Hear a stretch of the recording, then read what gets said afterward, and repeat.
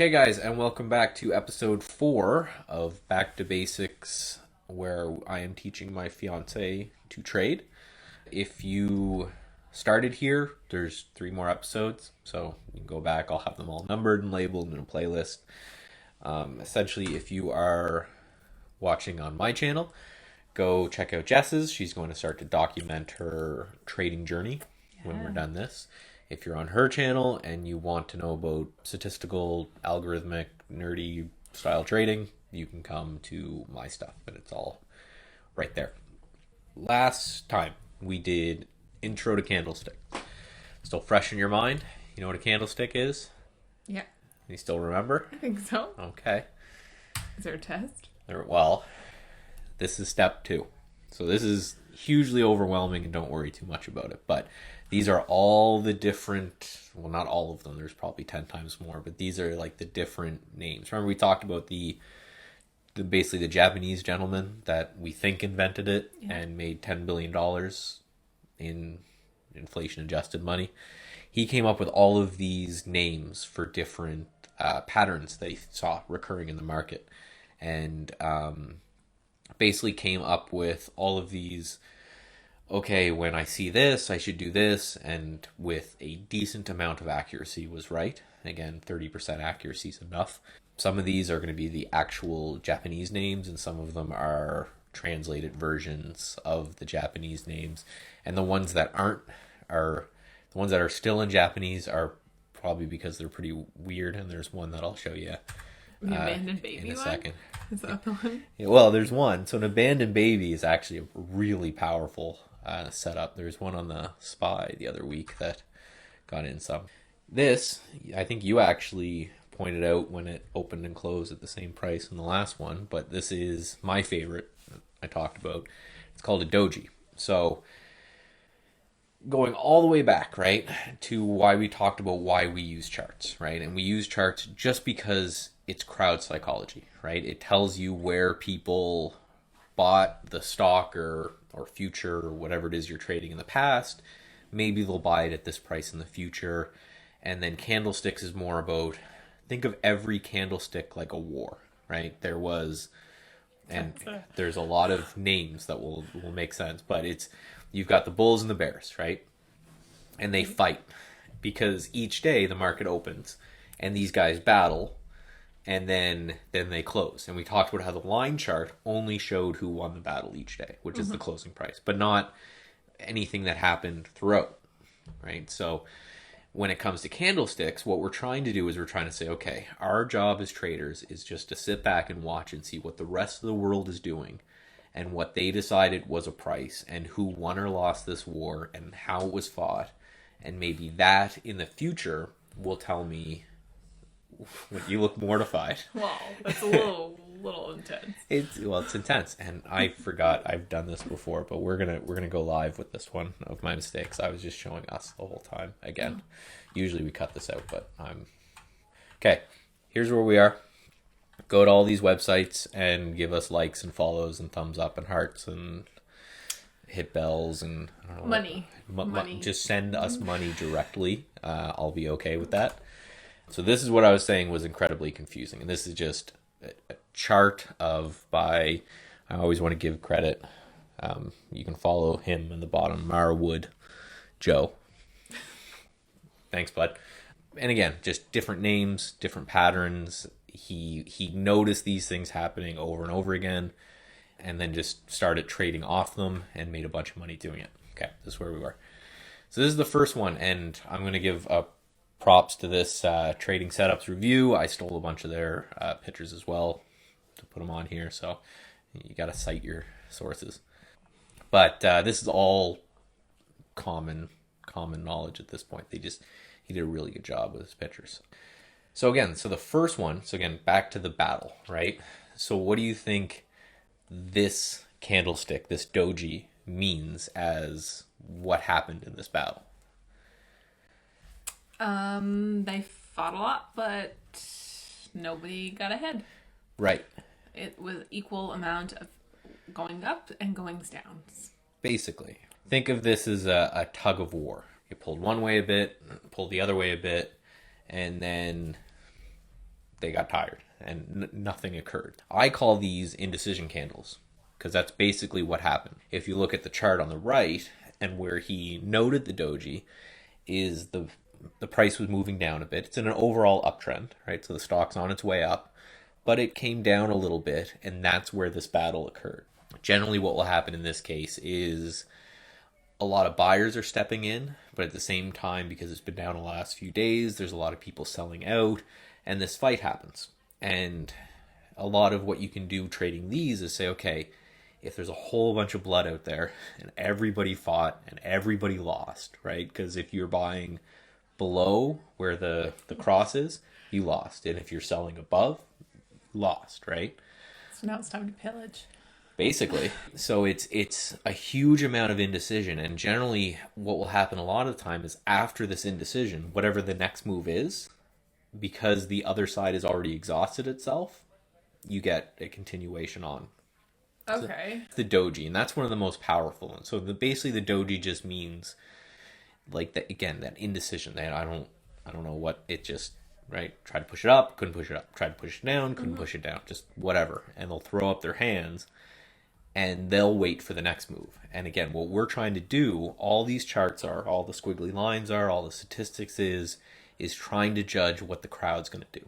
Because your job as a trader is to figure out what the crowd is going to do and just follow along with them. You're trying to ride a wave. You're not trying to reinvent anything. Because if you think the stock's a good buy and no one else thinks the stock's a good buy, they're not going to come along and buy, and they're not going to push the price up. Got it. So these are all of the different ways for dojis. They're all mean slightly different things.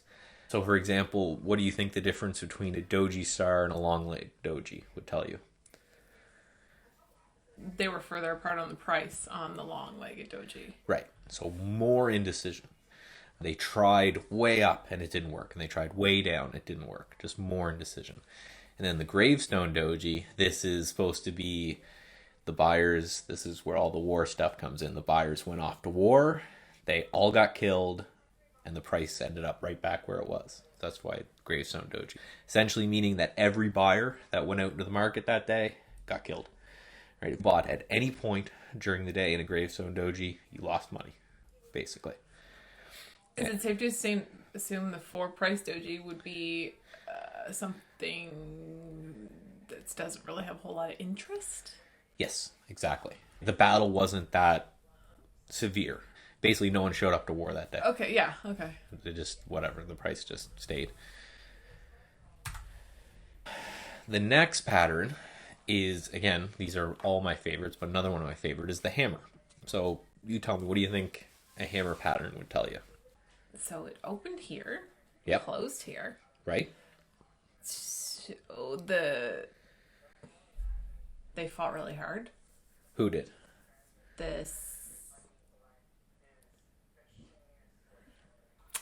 The buyers? No, wait. The sellers? Right? Yeah. And were they successful? No. No. Right? So essentially what the hammer means is that, so you're right, the stock opened at the bottom of where the green is, right? And it closed at the top. But before it closed at the top of where the green is, it went all the way down. So the sellers came in strong off the open. Right? Came in and they're selling the stock. It goes all the way down, and then someone starts buying, or a group of people start buying, and they erase everything that the sellers did. But unlike the doji, you can see how this is kind of the same as a dragonfly doji. I'm confused again. Okay. What are you confused about? What's the point of this? Okay. You want to go back to the doji, or you want to stay on this? This is fine here. Okay. So, the sellers Yes. are like the open side of things, or the buyers are the open side of things? What do you mean the open side of things? So like it opened here. So, No. So it opened here. Right. And they're not seeing you point, so I'll just say the bottom of the green is where the opening price is. The bottom of the green, that's the body, they call it, of the candle, and the little black lines they just call the wick. Right? It's called a candle because it looks like an actual candle. So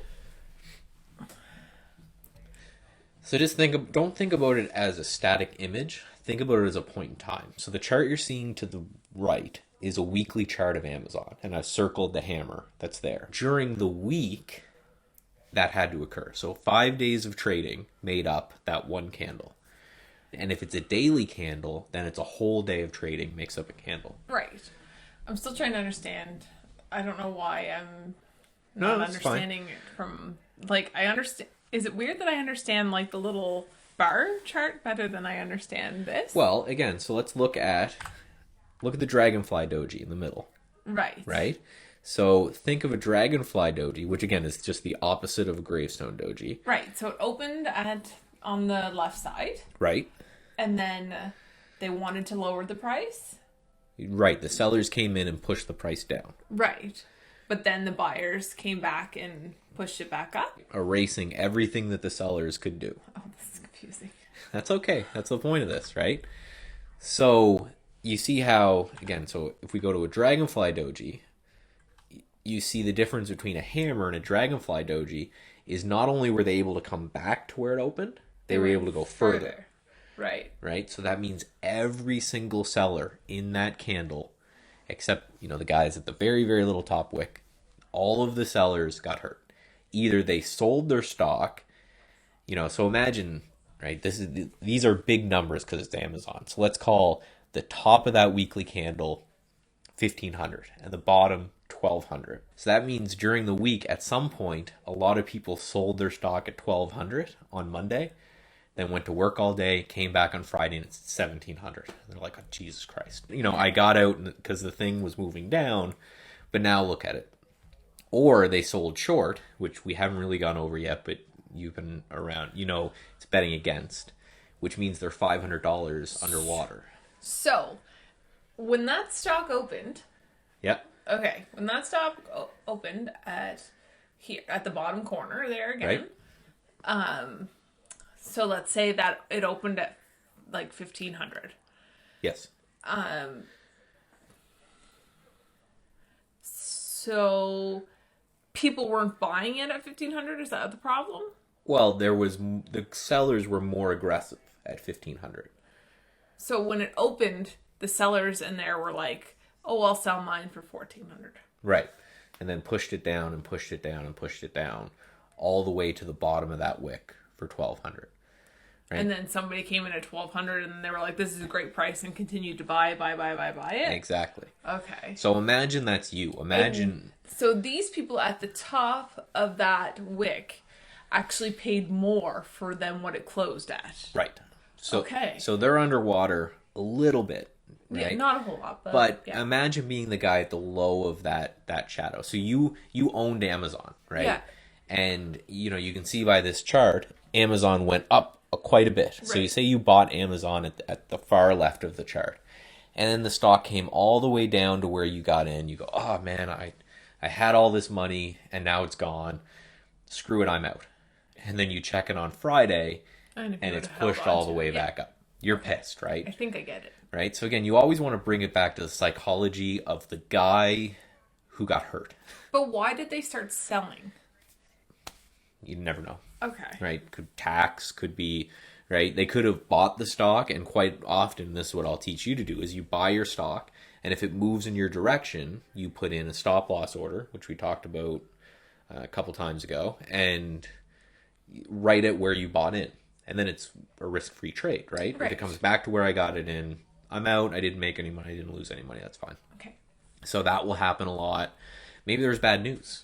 Maybe, I don't know, Amazon, it came out that they're already shocking their employees. Maybe they shot one or something, right? It came out, but then somebody stepped in and said, okay, but it's still a bargain, it's still going to go up. And then look what happened after this candlestick pattern for the next 5 weeks, right? Up and up and up and up. So say from 1,700 to 2,000, right? That's a good little chunk of money. Okay. Does that make sense? Yes. And then weird assumption here, and this really doesn't have much to do with this. Okay. Well, it does kind of. If the market as a whole is on trend going up, right, would it not be safe to assume that if you're holding on to a stock of what have you, it too will follow the same pattern? It's about 65% of the time stocks will follow the market. But like we were talking today about Smile Direct Club. Yes. Jessica's a dental hygienist by trade. So they were breaking people's teeth or something, you were saying? Oh, you better watch what you say. Allegedly. Yeah. Allegedly. But then the stock got hammered, right? So the market was up today, but the stock got hammered. Sometimes they uncouple. And then the other thing is like oil companies won't follow the market, they'll follow oil. Pharmaceutical companies, if I cure cancer, if the market's down 20% that day, I'm still going up. So often, yes, but not always. And then there's all. So if we're saying often, yes, and say we're saying like 65%, like you said, Yeah. why would I not just then buy stock and hold it? Always. Well, because the market may go down. It's been up for a long time, and there's a lot of people out there that haven't seen. I started trading during 2008 when I was literally looking to pick up jobs at a farm because I thought the financial system was over. Like it was, I'm not set up to show you charts, but from now on I'll set up to show you charts. But it was like Armageddon scenarios. And again, if you wanted to, you can. But the average return of the market is 8% a year. Okay. It's not great, right? If you trade really well, you could make 8% a month. Okay. A lot of it is, so you think about it. So if you bought Amazon there at the far left and you sold at the far right, that was good. It was it was a great trade. Amazon's been on fire. It's taking over the world. We all know that. But imagine if you bought it and you had some inclination that it was going to pull back and you sold it. Mm-hmm. And then you saw that hammer candle and you bought it back. Well, now you've made way more than the guy who's bought it and sold it. Right? So your point is, and then you take less risk too.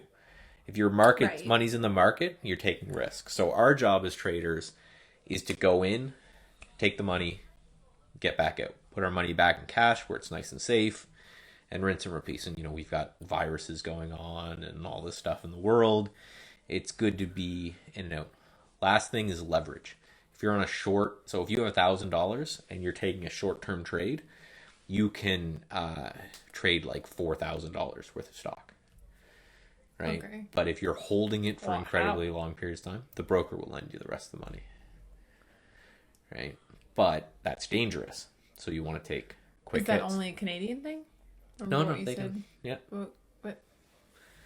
They can do that, but you need the $25,000 in order to do it. Man, you can get yourself in a lot of trouble. You can get yourself in a lot of trouble, which is why, like, a large percentage of this will be technical analysis. We'll do a bit of fundamental analysis, which is more about news. Wait. So if you have 25K, they'll leverage you. I think in the States it may be 30%, but yeah, you could probably get $75,000 to $100,000. Wow. Which again, it's if done right and with proper risk management, it's great. Shoot by the hip one time. Like my trading mentor over at Great Stock Picks, he always said, "There's no boss on your shoulder that's going to tell you not to kill yourself." Like you could come in one day, you could be a disciplined trader for 20 years. And you come in and you just, one day, you're just pissed. You lose control of your head. It's all gone. So. Or you're like a millionaire. Well, right? So it's, again, they call it a double-edged sword. Because it works for you. And then sometimes against you, right? So, again, that's why that was a good question. So why trade over investing? And that's the main reason is that you're trying to beat the market, right? So if the market's up 8% a year, that's great. But we're going to teach you shorting. So, hopefully it doesn't happen. But if there's some sort of next recession or the giant market collapse or whatever, you're not just going to be holding, hoping that it goes back up at some point, right? They call between 1998 and 2008, they call it the dead decade. because during that period of time, if you invested in the market in 98, in 2008, your money was worth the exact same amount. The market went way up, and then the financial collapse happened and way back down. But if you had traded that market, even if you were up 5%, you weren't a great trader, you're only up 5%, you still beat the market. Got it. Make sense? It's the opposite of the other one. And if you look, I took this today, so it's Friday. So that's the end of the week on Amazon. It kind of looks like we're getting there on Amazon. So what you may do, and back to your other thing, if you were long Amazon and you saw this inverted hammer, you might say, okay, let me watch this real close next week. And if it starts to sell down with this long topping tail that's happened, I'm going to take my profit on Amazon.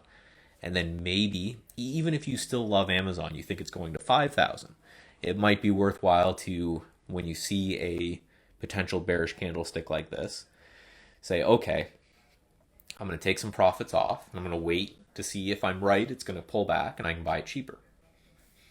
And away you go.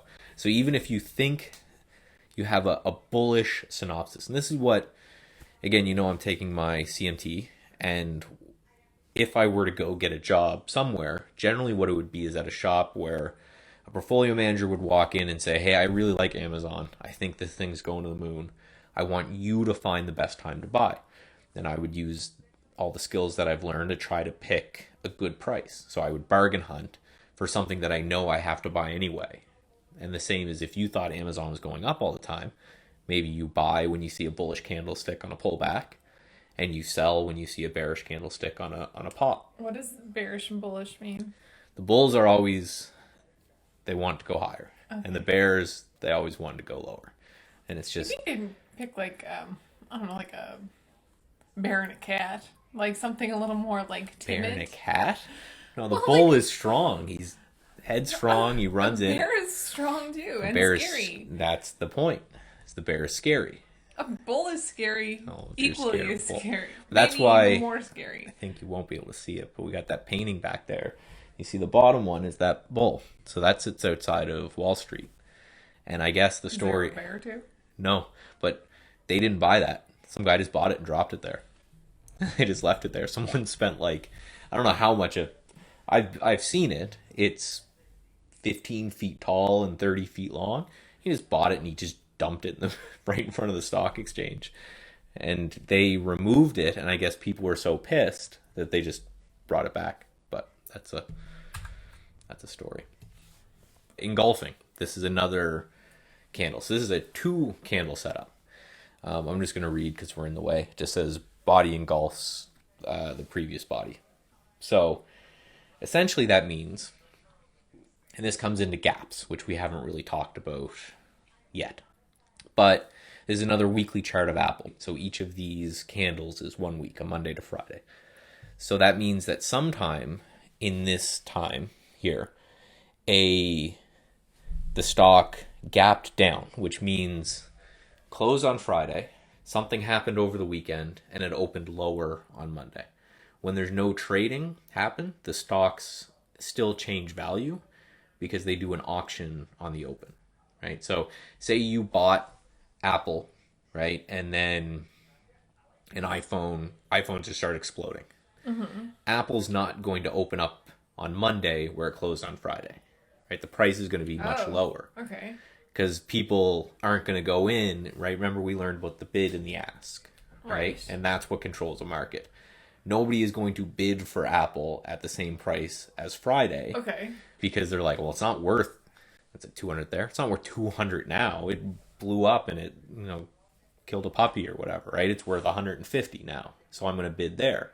So that's where the trading has to take place. But in this pattern, again, this is one of my favorites, it opens lower. So bad news comes out. It blows up puppies, right? But for some reason, buyers come in and they step in and they push it all back up, not just back up to where it closed on Friday, all the way through that price action, and they close it higher. So basically showing that there was enough strength to not only overcome the bad news, but, right, everything else. And then if you look at the chart of Apple, you can see that was the start of this kind of monster run from 200 to 325. And it's the same kind of thing. The stock was pulling back. So, again, we don't know why. Maybe it's people made a bunch of money on it and they wanted to put some in their pocket and buy a Lamborghini or whatever. And it came back, and then someone stepped in and said no, and with enough force pushed it up over that price action. That makes sense? Yep. So it makes sense why that's a bullish signal. So then there's two more. And these are the ones that I said were kind of weird because Harame, I guess, in Japanese means pregnant. And it makes more sense if you look at this one. So he said it looks like a pregnant woman, and that's the candlestick pattern. So this is a pregnant woman who's doing a handstand, essentially. Okay. I am contrary to most people on this. Most people look at this as a bearish pattern, and I never understood why. And I trade this pattern all the time, the opposite of the rest of the world, and it works great. And this is actually what the first algo that I built for you that's going to show you these every night is. But essentially the way I look at it, and again, I look at everything back to the psychology of the crowd. It's just how I think, right? I look at what the other guy's doing. So if you bought this stock and it spent, this is now a daily chart. So on OESK, which I don't even know what it is, Energy Systems Company, it shot up and then it closed. And then the next day, the bears came in and tried to push it down, but they couldn't. So it still held. And you see how all of the current day's candle is still in the very top end of yesterday's candle. Mm-hmm. So every time someone came in to sell it, there was someone immediately there waiting for it to buy. I look at this as a continuation pattern. If the sellers get no love when they're trying to sell, it probably means that as soon as they give up, the stock is going to rise. So that's what that one's. Then the other way, the stock sold off that day, and then buyers tried to come back in to push it up. They tried to make it that engulfing pattern, but they failed. And the sellers came back to push them back down, I think. And there are some studies that confirm what I think, but that is a bearish sign because the bulls just couldn't get anything going. They tried, they couldn't get anything going. So the first two you can see were single candlesticks, right? And then the second two were two candlesticks. And then it goes as far out, if we go all the way to the beginning, you can see there's a couple that are 3 or 4 candlesticks. But that's, right, you see, when you're trading, you always start with one, and then you go from there. So we'll talk about trend and direction and all of that coming up. But you can see that what I'm doing with these candlesticks is I'm looking for patterns in the direction of the trend, right? So I'm looking for Apple to move higher, but it was already moving higher, right? I'm just saying, okay, maybe this is the point where the pullback fails. On Amazon, I'm saying, okay, well, maybe this hammer means Amazon's moving higher, but it's already moving higher. So these in and of themselves aren't going to predict anything. But when you couple them with many different patterns, it will help predict things. And again, if you can get to 55% accuracy, you're gold, right? That's all you need. That's it. Make sense? Confused? Clear as mud. Burnt out? Bored yet? No. All right. So that's it for this one. Again, check out both these channels. We're going to upload these. I should knock on something weekly. It's all on me on whether or not I can edit them quickly enough. But again, if you're on one channel, go to the other. If you're on the other channel, go to the other one. And bye-bye.